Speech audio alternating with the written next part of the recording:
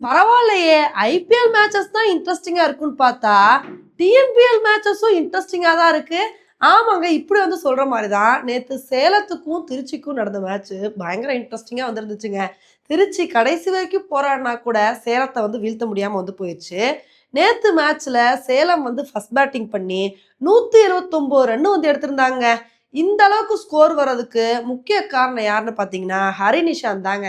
ஏன்னா ஓப்பனிங் பேட்ஸ்மேனா களமிறங்கின மனுஷன் நான் நல்ல ஒரு பேட்டிங் பர்ஃபார்மன்ஸ் கொடுக்காம இந்த இடத்த விட்டு காலி பண்ண மாட்டேன் அப்படின்னு 6-4 சொல்லிட்டு அடிச்சு விளாசி தள்ளி மனுஷன் நங்கூர மாதிரி நின்றுட்டாருங்க. 58 பாலுக்கு 83 ரன் எடுத்து பட்டைய கிளப்பிட்டாரு. இவரோட அதிரடினால தான் சேலம் வந்து இந்த அளவுக்கு நல்ல ஸ்கோர் வந்து எடுத்தாங்க. இது மட்டும் இல்லாம சன்னி சந்து அப்படின்ற பிளேயரும் நானும் என்னால முடிஞ்ச அளவுக்கு ஒரு சூப்பரான பெர்ஃபார்மன்ஸை கொடுப்பேன் அப்படின்னு சொல்லி ஹரிநிசாந்த் கூட நல்ல ஒரு பார்ட்னர்ஷிப் வந்து போட்டாரு. இவங்க 2 பேரோட அதிரடினால சேலம் வந்து நேத்து 20 ஓவர் முடிவுல 179 ரன் வந்து எடுத்தாங்க.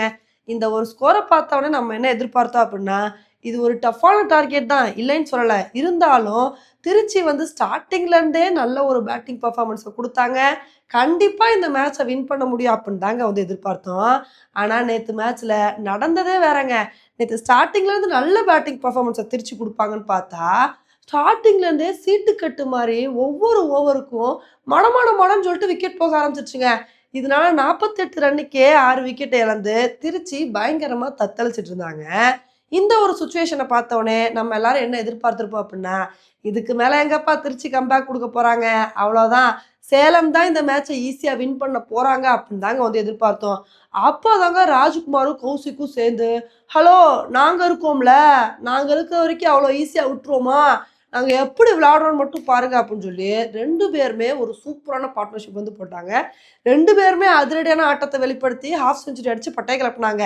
இவங்களோட பார்ட்னர்ஷிப்பை பார்த்தோன்னே நம்ம என்ன எதிர்பார்த்தோம் அப்படின்னா இவங்களோட பார்ட்னர்ஷிப் மட்டும் கடைசி வரைக்கும் கண்டினியூ ஆச்சு. இந்த மேட்சை திருச்சி வின் பண்ண வாய்ப்பு இருக்கு அப்படின்னு தாங்க வந்து எதிர்பார்த்தோம். அப்பதாங்க முக்கியமான கட்டத்துல ராஜ்குமார் வந்து அவுட் ஆயிட்டாரு. ராஜ்குமார் அவுட் ஆனா கூட கௌசிக் நின்று நல்ல ஒரு பெர்ஃபார்மன்ஸ் வந்து கொடுத்துட்டு வந்துட்டு இருந்தாரு. கடைசி ஓவர்ல திருச்சிக்கு என்ன சுச்சுவேஷன் இருந்துச்சு அப்படின்னா 16 ரன் எடுத்தா வின் அப்படின்ற சுச்சுவேஷன் வந்து இருந்துச்சு. அப்ப கூட வந்து பாத்தீங்கன்னா ஃபர்ஸ்ட் பால்ல வந்து 4 எல்லாம் வந்து அடிச்சாங்க.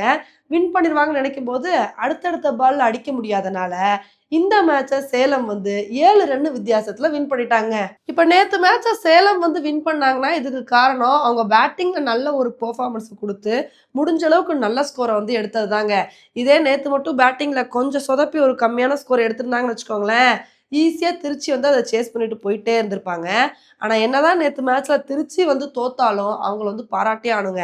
ஏன்னா ஸ்டார்டிங்ல மடன்னு சொல்லிட்டு விக்கெட் போனாலும் அதுக்கப்புறம் நாங்க கடைசி வரைக்கும் வெற்றியோ தோல்வியோ இந்த மேட்ச்ல வந்து போராடுவோம்னு சொல்லி கடைசி வரைக்கும் போராடினாங்க பாத்தீங்களா. கண்டிப்பா வந்து அவங்கள பாராட்டியே ஆகணும். இப்ப டிஎன்பிஎல் மேட்சஸும் ஒன் சைடா இல்லாம நல்லா இன்ட்ரெஸ்டிங்கா தாங்க வந்து போய்கிட்டு இருக்கு. ஓகே ஃப்ரெண்ட்ஸ், நேத்து நடந்த இந்த மேட்சை பத்தி நீங்க என்ன நினைக்கிறீங்க அப்படின்றத என்னோட கமெண்ட் செக்ஷன்ல வந்து போடுங்க.